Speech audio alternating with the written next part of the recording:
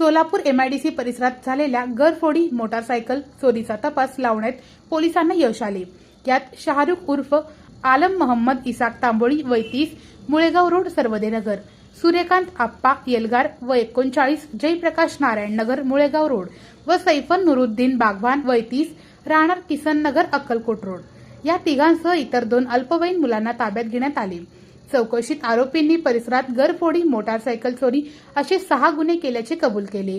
त्यांच्याकडून 1,92,000 रुपयांचे सोन्याचे दागिने, रोख रक्कम, 5 मोटारसायकली असा मुद्देमाल हस्तगत करण्यात आला आहे। ही कामगिरी सहाय्यक पोलीस निरीक्षक Nandkishor Solanke, police head constable Rakesh Patil, Nana Ubale, Deepak Doke, Sachin Bange, police Naik Mangesh Gaikwad आदींची।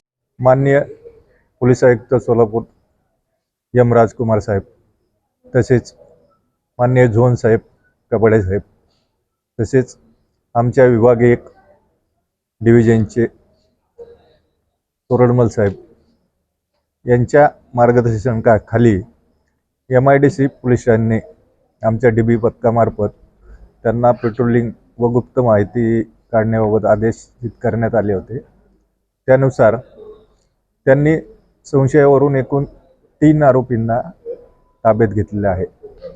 तर 3 आरोपीपैकी 2 जे आहेत ते जुवेनाईल आहेत, 14 वर्षाची मुलं आहेत ती। त्यांच्याकडनं घरफोडीचा गुन्हा ओपन केलेला आहे। तसंच एक वाहन चोर आहे, वाहन चोराकडून 5 मोटारसायकल रिकव्हर केलेल्या आहेत आणि एक सराईत आहे, तडीपार होता, तडीपार संपल्यानंतर तो पुन्हा सोलापूर शहरात आला, त्यानंतर त्यांनी एक गुन्हा केलेला आहे। तर त्यात त्यांनी पैसे व गॅसची टाकी चोरली होती। तर हा माल सगळा हस्तगत केलेला आहे। या तिन्ही आरोपींकडनं